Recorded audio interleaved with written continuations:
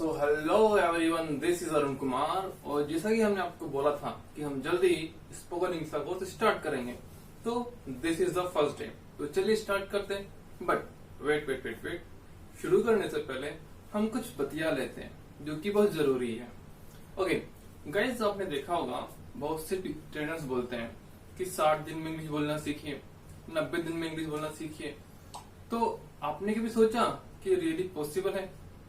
Do you think ever क्या कोई 60 दिन में इंग्लिश बोलना सीख सकता है या 90 दिन में इंग्लिश बोलना सीख सकता है? Is it possible? अगर आपके मन में भी डाउट है तो इस डाउट को क्लियर कर लीजिए, बिकॉज ये बिल्कुल पॉसिबल है।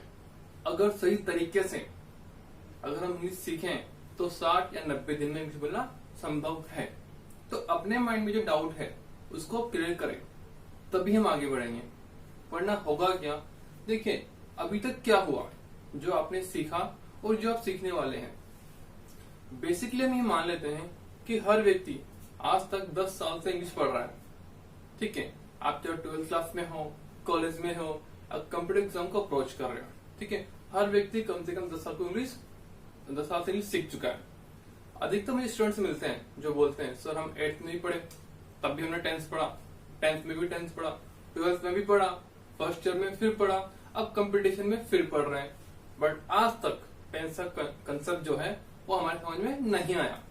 तो ऐसा क्या होने वाला है इन 2 महीनों में कि हमें सब कुछ समझ में आएगा?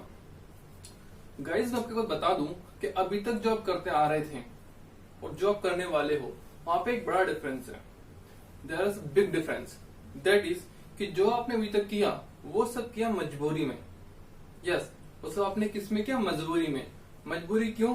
क्योंकि देखिए, जब भी आपने इंग्लिश पढ़ा तो उसको इसलिए पढ़ा क्योंकि आपको एग्जाम देना था, आपको कुछ क्वेश्चन मिलने वाले थे, उनका आंसर आपको देना था, इसलिए आपकी मजबूरी थी, आपको पढ़ना ही था। You didn't have any other option. ठीक है, क्योंकि वो कंपल्सरी था, हमें एग्जाम देना था और हमें मार्क्स लाने थे। इसलिए हमने क्या किया? हमने क्वेश्चंस को रटा, उसका आंसर रटा और सेम टू सेम लिखकर आ गए। फिर हम भूल गए, क्योंकि वहां तक हमारा टारगेट था वो था मार्क्स लाना, कि हमें मार्क्स चाहिए थे, पेरेंट्स को बताना था। ठीक है, सबको बताना था कि मुझे इतने मार्क्स मिले हैं, उसमें हम हैप्पी थे। बट क्या अब हमें कोई एग्जाम देना है? क्या हमें किसी को बताना है? क्या हमें अब कोई फोर्स कर रहा है कि जाओ, अरुण सर पढ़ा रहे हैं, उन्होंने नया कोर्स स्टार्ट किया है तो पढ़िए? नहीं, ऐसा नहीं होगा ना। अब आप खुद अपनी मर्जी से ही पढ़ रहे होंगे। ठीक है, अब आपकी खुद की इच्छा होगी, राइट? तो अभी तक जो आप करते आ रहे थे और जो आप करने वाले हो, उसमें बीच में डिफरेंस क्या है? दैट इज विल, आपकी इच्छा शक्ति। गाइस, एक और बड़ा रीजन कि हम आज तक इंग्लिश बोलना नहीं सीख पाए, जो कि है हमने अपने आप को बता रखा है कि मुझे इंग्लिश नहीं आती। यस, आपने बोला हुआ अपने आप को कि मुझे इंग्लिश नहीं आती, तो फिर क्यों आएगी? क्योंकि आपने अपने माइंड को ये बोला हुआ है, आई डोंट नो इंग्लिश, तो वो इंग्लिश नहीं आने वाली। मैं क्या, दुनिया का कोई भी व्यक्ति आपको नहीं सिखा पाएगा। अगर आपने सोचा हुआ है कि मुझे इंग्लिश नहीं आती, तो सबसे पहले अपने माइंड को ये बताइए मुझे इंग्लिश आती है, and I will prove it कि आपको इंग्लिश आती है। वो हम जल्दी ही प्रूव करेंगे, बट अभी आपको ये मान लेना है कि आपको इंग्लिश आती है। क्योंकि जब तक आप माइंड में ये नहीं बिठाएंगे कि आपको इंग्लिश आती है, तब तक हम आगे नहीं जा पाएंगे। ठीक है, हमारा रोड मैप भी यही है कि हमें ये बताना है कि यस आई नो इंग्लिश। और देखिए, इंग्लिश कोई कोर्स नहीं है जिसको हम 2 मंथ में कंप्लीट कर ले, 3 मंथ में कंप्लीट कर ले। इट्स अ लैंग्वेज, और हर चीज को सीखने में समय लगता है। तो इंग्लिश ऑल्सो टेक्स टाइम, हाँ, इंग्लिश आने में समय लगेगा, बट जब भी वो आएगी ना, वो आपकी लाइफ में 4 चांद लगा देगी। यस, देखिए, एक नॉर्मली इंग्लिश बोलने वाला व्यक्ति और ना बोलने वाला व्यक्ति में बहुत डिफरेंस होता है। ठीक है, अगर आपको किसी को भी इम्प्रेस करना है तो आई थिंक इंग्लिश से बड़ा हथियार आपके पास नहीं हो सकता। Yes, you should use it as a weapon. और कोई फर्क नहीं पड़ता आप स्टेट बोर्ड से हैं या सीबीएसई बोर्ड से, क्योंकि अधिकतर लोग मुझे बोलते हैं कि सर हम स्टेट बोर्ड से हैं, हमें इंग्लिश कैसे आ सकती है? ऐसा कुछ नहीं है। स्टेट बोर्ड से सीबीएसई बोर्ड से कोई फर्क नहीं पड़ता। इंग्लिश का इससे कोई कनेक्शन नहीं है कि आप किस बोर्ड से हो, आपका जन्म कहाँ हुआ है, आपका रिलीजियस क्या है ना, इससे कोई फर्क नहीं पड़ता कि आपके 10th में कितने मार्क्स थे, 12th में कितने मार्क्स थे। अगर ऐसे इंग्लिश आती तो आप सोचिए, इतने बड़े क्रिकेटर्स जिन्होंने कभी एजुकेशन नहीं की, एक्टर्स, वो इंग्लिश कैसे सीख लेते हैं? ठीक है, वो प्रैक्टिकली अप्रोच रखते हैं। ठीक है, हम क्या करते हैं, हम सीखते हैं, सुनते हैं और फिर भूल जाते हैं या फिर उसको अपनी हैबिट में नहीं लाते। ठीक है, बट वो लोग क्या करते हैं, वो उसको डेली इम्प्लीमेंट करते हैं, उसको प्रैक्टिकली यूज करते हैं, इसलिए वो बहुत जल्दी इंग्लिश बोलना सीख जाते हैं। तो हमें भी अब यही करना है, we should use practical approach. तो गाइस इस कोर्स में हमें कुछ बेसिक चीजों की रिक्वायरमेंट है, क्योंकि हम कुछ नया कर रहे हैं। तो जब हम नया करते हैं तो हमें कुछ चेंजेस करना बहुत जरूरी है, तभी वो नया सक्सेस होता है। देखिए अभी तक जो आप सीख रहे थे और जो आप सीखने वाले हो, इसमें एक बहुत बड़ा डिफरेंस है, वो है आपकी विल पावर, आपकी इच्छा शक्ति। क्योंकि देखिए अब आपकी इच्छा शक्ति ही सब कुछ है, सबसे बड़ी रिक्वायरमेंट है योर विल पावर। अगर वो है तो सब कुछ है। एक कहावत है इंग्लिश में, where there is a will there is a way, where there is a will there is a way. अगर चाह है तो राह है। अगर आप चाहते हो ये करना तो डेफिनेटली होगा, बट डिपेंड्स कि आप चाहते हो, आपकी इच्छा शक्ति कितनी स्ट्रांग है उसके ऊपर डिपेंड करता है कि जो आप करने वाले वो होगा या नहीं होगा। क्योंकि देखिए हम कोई भी काम स्टार्ट करते हैं तो बड़े जोश से करते हैं। एक स्टूडेंट जब अपने टाइम टेबल बनाता है तो बड़े जोश से बनाता है ना, बहुत जील होती है उसके अंदर। वो हर टाइम एक एक मिनट को यूटिलाइज करेगा और लिखेगा 5 बजे उठना है, 5:30 ब्रश करना है, 6 o'clock पढ़ने बैठना है, 7 बजे उठ जाना है। हर मिनट को वो यूटिलाइज करता है। बट टेल मी कि वो कितने दिन फॉलो करेगा? हार्डली 1 से 2 दिन। उसके बाद सब कुछ क्या होगा, वैसा ही होगा जैसा पहले चल रहा था। तो आपने स्टार्ट तो कर दिया बट उसको एंड नहीं किया। तो अब यहाँ पे क्या करना है, हमें स्टार्ट करने के साथ साथ एंड भी करना है। द बिगेस्ट थिंग कि हम कोई काम स्टार्ट कर रहे हैं तो उसको एंड भी अच्छे से करें। तो पहली चीज आपको जो चाहिए वो है आपकी विल पावर। Will power. अब बात करें सेकेंड चीज की, सेकेंड रिक्वायरमेंट, वो है आपका बच्चा हो जाना। हाँ आपने बिल्कुल सही सुना, आपको इस कोर्स के दौरान बन जाना है बच्चा। क्योंकि देखिए बच्चा होना बहुत अच्छी बात है ना, और बच्चा होना बच्चों का खेल नहीं है। हम सब जानते हैं कि बच्चों का जो लर्निंग एपिटाइट है वो हम लोगों से कहीं बेहतर होता है ना। बच्चे बहुत जल्दी लर्न कर लेते हैं क्योंकि वो ये नहीं सोचते कि मुझे आएगा या नहीं आएगा, उनको पता ही नहीं है, इसलिए जो सीख रहे हैं वो करते हैं। ठीक है, तो अब हमें क्या करना है, बच्चा बन जाना है। वो इसलिए क्योंकि बच्चा कभी शर्म नहीं करता बोलते समय, कि वो देखो वो कभी नहीं सोचेगा कि मेरे पास वाला क्या सोचता है, मेरे पास वाली क्या सोचेगी। ठीक है, हम लोग क्या करते हैं, हम लोग यही सोचते हैं, पहले हम देख लेते हैं हमारे आसपास कौन कौन है। ठीक है, अच्छा ठीक है, और जब आप बोलेंगे तो आपके माइंड में एक डाउट होता है कि यार अगर मैंने गलत बोल दिया तो ये क्या सोचेगी, मेरा तो पूरा इंप्रेशन ही खराब हो जाएगा, ये क्या सोचेगा। ठीक है, अब उनको जाने दो तेल लगाने, let them go to hell. आपको अपने बारे में सोचना है, you have to think for your future. अगर आप आने वाले 3 महीनों में बिना शर्म किए अपने बारे में सोचते हो तो आपका काम हो जाएगा। फिर आपके लिए कोई नहीं सोचेगा कि आप कैसा बोल रहे हो, अच्छा बोल रहे हो, गलत बोल रहे हो। ठीक है, फिर वो आपके बारे में सोचेंगे कि आपने कितना अच्छा बोला। ठीक है, देखिए अभी बोलना जरूरी है, टुडे स्पीकिंग इज मस्ट। बोलना जरूरी है, सही बोलना या गलत बोलना कोई मैटर नहीं करता। अभी स्टार्टिंग में कोई मैटर नहीं करेगा हम सही बोल रहे हैं या गलत बोल रहे हैं, मैटर करता है हमारा बोलना। ठीक है, हम पहले जम लेते हैं, उसके बाद चलना सीखते हैं, फिर भागना सीखते हैं, फिर साइकिलिंग सीखते हैं। तो वो सेम प्रोसीजर यहीं पर है। ठीक है, हमें पहले बोलना है। ये मत सोचो कि आप सही बोल रहे हो या गलत बोल रहे हो सकता है अधिकतर बार आप गलत बोलोगे, होगा, और आप क्या आज अच्छे अच्छे टीचर्स, ट्रेनर्स गलत इंग्लिश बोल देते हैं, तो इसका मतलब ये थोड़ी ना है कि वो बोलना सॉरी सिखाना बंद कर देंगे। गलती सबसे होती है, बट उस गलती को रिपीट ना करें। ठीक है, गलती सीखें और उससे आगे बढ़ें। तो आपको भी सिर्फ यही करना है, अभी सिर्फ आपको बोलना सीखना है।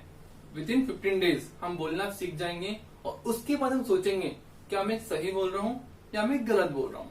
तो सेकंड चीज जो आपकी है वो है बी चाइल्ड, आपको बच्चा बन जाना है। गाइस देखिए बच्चा बन जाने का एक और मीनिंग है यहाँ पे, मतलब जो बच्चे होते हैं ना वो कभी शर्म नहीं करते। ठीक है, वो कभी शर्माते नहीं है बोलने से, हम लोग शर्म करते हैं। और मैं आपको बता दूं, अगर आप शाय नेचर के हो तो आपके लिए इंग्लिश बोलना एक मुसीबत हो सकती है। क्योंकि शाय नेचर वाला बंदा इंग्लिश बोलने में संकोच करता है, क्योंकि इंग्लिश में आपको एक्सप्रेस करना होता है बाय फेस। तो चाइल्ड जो है वो कभी शर्माते नहीं है, ठीक है। आप देखिए, हमें इंग्लिश जब बोलना होता है तो जरूरी नहीं कि हम अच्छे मूड में ही इंग्लिश बोले, जरूरी नहीं हम खुश हो, कभी हम दुखी भी होंगे, कभी गुस्सा भी आएगा, कभी हमारा झगड़ा भी होगा, लड़ाई भी होगी, तो थोड़ी ना हम हर जगह सेम इंग्लिश बोलेंगे। जब हम लड़ाई होगी तो थोड़ा उसे प्यार से बोलोगे आप, फिर तो जो मुंह में से निकल जाए, है ना, खुद को रोक नहीं सकता। तो हमें उन शब्दों को भी इंग्लिश में सीखना है। अगर फ्रेंडली बात करूं तो हमें अब्यूजिंग करना भी सीखना है, गाली देना भी इंग्लिश में ही आना चाहिए, तब है बात, तब आएगा मजा। तो अगर आप इसके लिए रेडी हैं तो आई एम 100% रेडी। बस आपके रिक्वायरमेंट क्या है, आपको क्या करना है, आपकी विल पावर होनी चाहिए, सेकेंड आपको बच्चा बन जाना है, और थर्ड एंड लास्ट थिंग आपका विश्वास। जो भी आप बोल रहे हो पूरे विश्वास से बोलो। मैंने अभी बोला कि आपको ये नहीं सोचना है कि आप सही बोल रहे हो या गलत बोल रहे हो, वो बात की बात है, वो फिर अलग है। अभी हम लर्निंग फेज में है तो हमें बिल्कुल नहीं सोचना है। अभी सिर्फ ये सोचना है कि मैं बोल रहा हूँ, और जो भी बोले बिल्कुल कॉन्फिडेंस से बोले, किसी को ये ना लगे कि आपको इससे बोलते समय डाउट है ना, बिल्कुल बेझिझक बोले। ऐसा बोले कि अगर सामने जानता है कि आप गलत हो तो भी गलत सोचे कि यार ये गलत है या मैं गलत हूं।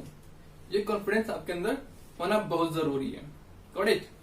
तो हम लिख लेते हैं, थर्ड थिंग इज कॉन्फिडेंस। तो गाइज, अगर आप इन तीनों रिक्वायरमेंट को फुलफिल करते हैं तो आई डोंट थिंक कि आने वाले 3 महीने के बाद आपको इंग्लिश नहीं आएगी।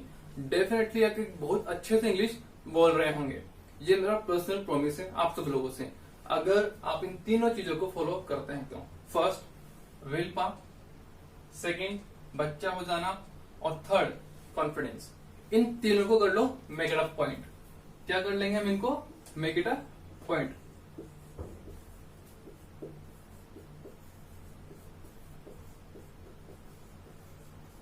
देखो, मेक इट अ पॉइंट का मतलब है किसी चीज को गांठ बांध लेना। पहले के जमाने में क्या होता था, जो हमारे बुजुर्ग थे उस समय टेक्नोलॉजी इतना अच्छा नहीं थी, मतलब पहले मोबाइल, सेल फोन्स ये नहीं थी। तो जब उन्हें कोई चीज याद रखनी होती थी तो हमारी दादी या माँ क्या करती थी, अपने पल्लों में गांठ बांध लेती थी, है ना। उस गांठ को देखकर उनको कोई एक पर्टिकुलर चीज याद होती थी कि अच्छा मुझे कल ये करना है, तो उसी को बोलते हैं गांठ बांध लेना, जिसको इंग्लिश में बोलेंगे मेक इट अ पॉइंट। क्या बोलेंगे? Make it a point. क्या बोलेंगे? Make it a point. तो देखिए, ये कोर्स स्पोकन का है, इसमें लिखने का काम बहुत कम होगा, बट फिर भी हम लिखेंगे बिकॉज वी नीड नोट्स, ठीक है। तो लिखने का काम तो हम थोड़ा बहुत करते ही रहेंगे। तो आपको क्या करना है, अब हम बात कर लेते हैं हमारी टाइमिंग की। देखिए, हमारा जो कोर्स है एटलीस्ट 2 मंथ का होगा, और इसको हम अपने रिक्वायरमेंट के अकॉर्डिंग 2 मंथ से 3 मंथ 4 मंथ कर लेंगे। It all depends on your will power. ये सब कुछ आपकी इच्छा शक्ति के ऊपर डिपेंड करेगा। आपकी क्लासेस का टाइमिंग 7 बजे होगा, और क्लासेस अल्टरनेट चलेंगी, Monday, Wednesday, Friday, then Sunday. तो चलिए हम अपना कोर्स स्टार्ट करते हैं। गाइस, जब भी हम कोई काम स्टार्ट करते हैं तो हिंदू कस्टम के अकॉर्डिंग हम करते हैं श्री गणेशाय नमः। तो इंग्लिश में भी श्री गणेशाय नमः होता है, जिसको हम बोलते हैं well begun is half done. Well begun is half done. मैं लिख देता हूं, बोलेंगे well begun is half done. क्या बोलेंगे? Well begun is half done. ध्यान रखिए, जब भी हम कोई काम स्टार्ट करते हैं तो जब हम शुरू करेंगे तो हम क्या बोलेंगे? Well begun is half done. इसका मतलब होगा कि अगर आपने कोई काम अच्छे मन से शुरू किया है तो आपने इस काम को 50% कंप्लीट कर लिया है, तो हम बोलेंगे well begun is half done. तो ये आप कहाँ कहाँ बोल सकते हैं? जब भी कोई काम स्टार्ट कर रहे हो तो आप बोले well begun is half done. आपके दोस्त ने कोई बिजनेस स्टार्ट किया है और उसको डर लग रहा है, ठीक है, तो आप उसको बोल सकते हैं well begun is half done. Got it? तो क्या बोलेंगे? Well begun is half done. अब हम जब शुरुआत कर ही चुके हैं तो हम शुरुआत करेंगे ग्रीटिंग से। ग्रीटिंग मतलब जब हम किसी को मिलते हैं तो हम एक दूसरे को करते हैं ग्रीट, ठीक है। जब मैं आपसे मिलूंगा तो हम पूछ लेंगे आप कैसे हो। कोई दोस्त मुझसे मिलेगा तो मुझसे पूछता है कैसा है। तो ये हम क्या कर रहे हैं? एक दूसरे को ग्रीट कर रहे हैं, तो जब हम ग्रीट करते हैं तो हम बोलते हैं, हम बात करते हैं स्वास्थ्य की, आप कैसे हो। तो अधिकतर हम जो यूज करते हैं वो यूज करते हैं हाउ आर यू। क्या बोलेंगे? हाउ आर यू, आप कैसे हो। बट अब आपको क्या करना है, अगर आप कुछ नया सीखना चाहते हो तो आपको थोड़ा डिफरेंट होना पड़ेगा, ठीक है, दूसरे व्यक्ति से थोड़ा डिफरेंट होना पड़ेगा। तो अब आप पूछेंगे हाउ आर यू डूइंग। क्या बोलेंगे? How are you doing. दोनों का मतलब सेम है, चाहे आप हाउ आर यू बोले चाहे आप हाउ आर यू डूइंग बोले, बोथ मीन सेम, ठीक है। बट इसको सही से बोले, क्योंकि इसको हाउ आर यू नहीं बोलते, it is called how are you. जो आर है इसको पूरा नहीं बोलते, लास्ट में जो आर है इसको वो सॉफ्ट बोलेंगे। How are you, how are you, how are you doing, how are you doing, how are you doing, how are you doing, how are you doing. आपके फेस पे क्वेश्चन मार्क होगा जब आप कोई चीज पूछेंगे, आप कैसे हैं, how are you doing, yes how are you doing. मैं लिख देता हूं। गाइस देखिए, आपको क्या करना है, आपको इस कोर्स में क्लास वर्क के साथ साथ होमवर्क भी करना है, इसलिए आप 2 नोटबुक बना लें, पहली क्लास वर्क, सेकेंड होमवर्क। तो जब आपने किसी से पूछा how are you doing, how are you doing, question mark.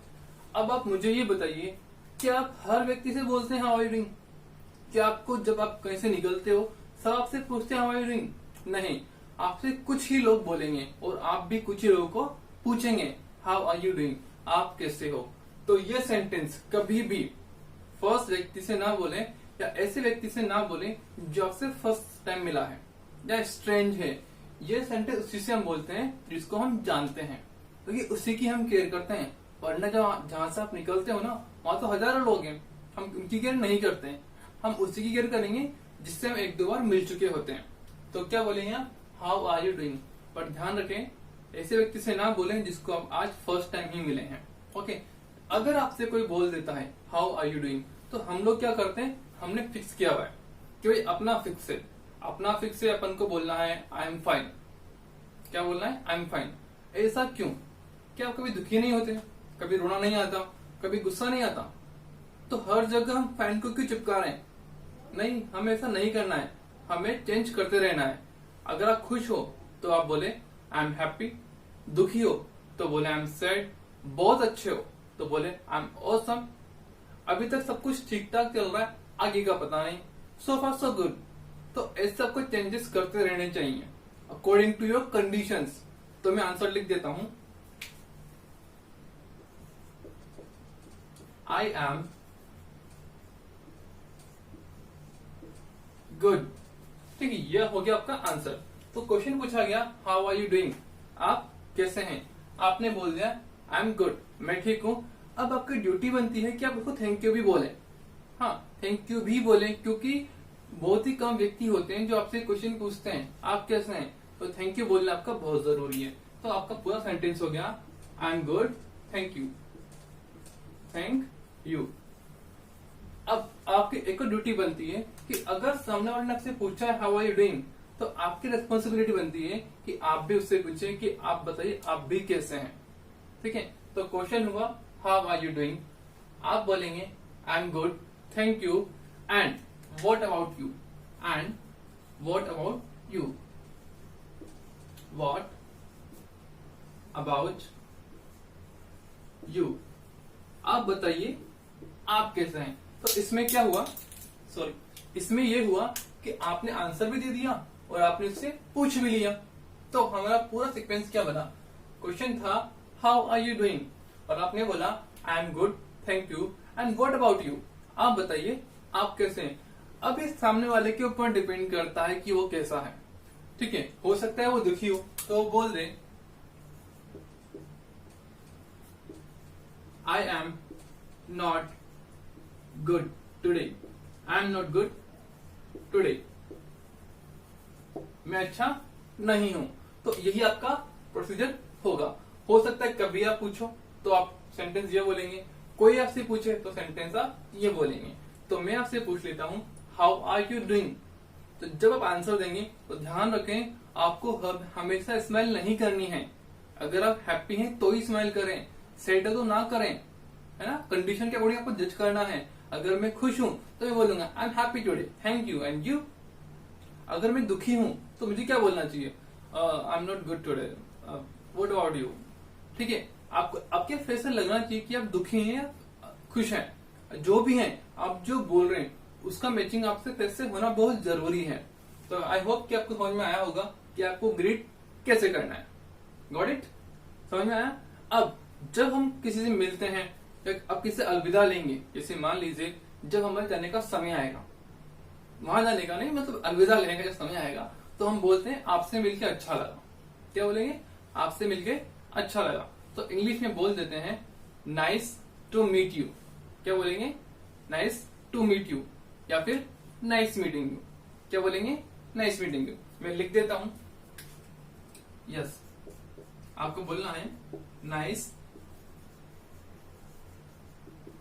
Meeting you, या फिर nice to meet you, nice to meet you. ठीक है, अगर आपसे कोई व्यक्ति बोलता है कि मुझे आपसे मिलकर अच्छा लगा, तो आप क्या बोलेंगे, आप भी यही बोलेंगे ना कि मुझे भी आपसे मिलकर अच्छा लगा। वो अलग बात है कि आपको लगा या नहीं लगा, बट हमारी कटसी बोलती है, कटसी मतलब शिष्टाचार, कि आपको भी यही बोलना चाहिए कि मुझे भी आपसे मिलकर बहुत अच्छा लगा। तो हम यही बोल देते हैं। हम ऐसा तो है नहीं ना पूरा सेंटेंस सेम ही बोलेंगे। अगर आपसे कोई बोलता है हैप्पी दिवाली, तो आप क्या बोलेंगे, happy Diwali, happy Holi, happy Holi. ठीक है, आप जो बोल रहे हैं उसी को बोलते हैं। तो हम इसको शॉर्ट में क्या बोल देते हैं, सेम हियर। क्या बोल देंगे, same here. Nice to meet you, मुझे भी अच्छा लगा, same here. Happy Diwali, same here. Happy Holi, same here. Happy birthday, same. अरे नहीं, तब सेम ईयर नहीं बोलना है, क्योंकि बर्थडे उनका है, हमारा तो नहीं है ना। तो वहां पे सेम ईयर नहीं बोलना है। ठीक है, यहाँ पे आपको थैंक यू बोलना है। ठीक, तो समझिएगा, अगर आप अलविदा लें तो बोलेंगे नाइस मीटिंग यू, और इसका आंसर होगा सेम हियर। देखिए, पहले हम बोलते थे टू यू टू या यू टू, अब हम बोलने लगे सेम हियर। बट आने वाले समय में हम बोल सकते हैं विश यू द सेम, या एडवांस लेवल पे हम इसको बोले विश यू द सेम। क्या बोलेंगे, wish you the same, wish you the same. तो आई होप आपको समझ में आया होगा कि हमें स्टार्टिंग कैसे करनी है। जब हम मिले किसी से तो बोले how are you doing, answer होगा I am fine, thank you, and you. सामने वाले का आंसर हो सकता है I am not good today. अगर आप अलविदा लें तो आप बोले नाइस टू मीट यू या नाइस मीटिंग यू, और आपको आंसर देना है सेम हियर या फिर विश यू द सेम। अब देखिए, मैंने आपको बोला कि आपको दो नोटबुक बनानी है, पहली class work, second homework. Class work में क्या करना है, जो भी मैं आपको बोर्ड पे लिखा हूं वो आपको कॉपी कर लेना है और इसकी प्रैक्टिस करनी है। अब मुझे पता है कि आप प्रैक्टिस नहीं करने वाले, क्योंकि हमारे पास बहाने बहुत हैं, we have a lot of excuses, you know, तो वो हमारे पास बहुत है। तो इसी के लिए हमें क्या करना है, होमवर्क नोटबुक बनानी है। अब उसमें होमवर्क कैसे करना है वो हम देखेंगे आफ्टर 5 डेज, क्योंकि अभी हमारे पास इतना मैटर नहीं है कि हम होमवर्क करें, अभी आपको क्लास वर्क में ही ध्यान देना है। ओके, तो पहले आप इसको कॉपी कर लीजिए, देन हम आगे चलेंगे।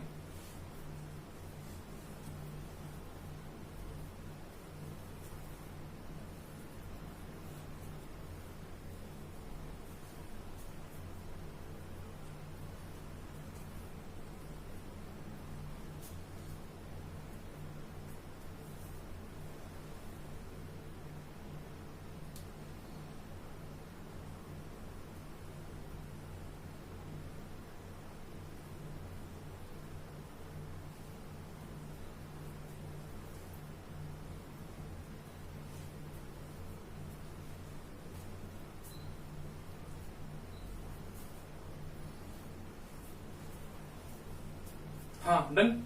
अब देखिए, स्पोकन तो हम सीख ही लेंगे, लेकिन हमारे सामने एक प्रॉब्लम आने वाली है, वो है word power. Yes, word power हमारा अच्छा होना बहुत जरूरी है, और ये एकदम से नहीं होगा। वर्ड पावर आप डेली कुछ ना कुछ सीखते रहें, जैसे 5, 5 फिर 10 ऐसे सीखें, तो इससे क्या होगा, आने वाले समय में आपका वर्ड का एक बिल्डिंग हो जाएगा। ठीक है, और उसी से आपको इंग्लिश बोलना है। क्योंकि प्रॉब्लम क्या होगी, आप ये तो सीख लेंगे बट अगर वर्ड्स नहीं होंगे तो आप जो सामने वाला बोलना चाह रहा है उसको समझ नहीं पाएंगे।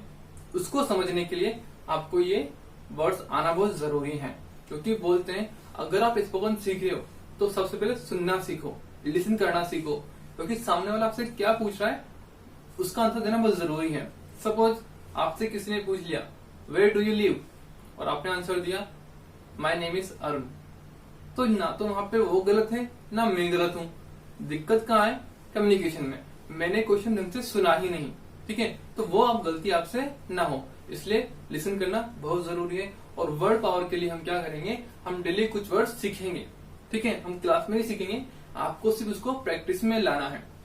अब सबसे बड़ी प्रॉब्लम यह है कि अधिकतर बच्चे बोलते हैं कि सर मैं इंग्लिश पढ़ तो लेता हूँ, सुन तो लेता हूँ, बट मुझे बोलना नहीं आता, ठीक है। तो ऐसे बच्चों के लिए हमने एक फेसबुक पर ग्रुप बनाया है, इंग्लिश विद सर AK47। वहां पे आप क्या करें, आपका जो भी डाउट है, जो भी आपको लग रहा है कि मैं यहाँ गलत हूँ या कुछ भी आपको फील होता है, तो वहां पोस्ट करें, वहां पे आपको उसका आंसर बहुत जल्द मिल जाएगा, ठीक है। जो भी है आपके माइंड में वहां पे आप उसको राइट कर सकते हैं, कमेंट में डाल सकते हैं, ठीक है। तो ये आज हमारी फर्स्ट क्लास थी, या इसको फर्स्ट क्लास ना बोलकर हम बोलते इंट्रोडक्शन क्लास, क्योंकि हमने आज कुछ सीखा, ज्यादा कुछ नहीं सीखा, बट जो भी सीखा बहुत वैल्यूएबल था, ठीक है। अब हमें क्या करना है, सिर्फ कोर्स को फॉलो करना है, बाकी काम हो जाएगा। सिर्फ आपका जो मेन काम है वो क्या है, फर्स्ट आपकी विल पावर, सेकंड बच्चा हो जाना, थर्ड विश्वास से बोलना, बस, और कुछ रिक्वायरमेंट नहीं है। तो आई होप आपको जो भी मैंने सिखाया वो समझ में आया होगा। फिर भी आपको लगता है हमारे वीडियो में कुछ कमी है या हम इससे कुछ बेहतर कर सकते हैं, तो आप कमेंट में सजेशन दे सकते हैं। Your feedbacks are welcome. Thank you, bye bye.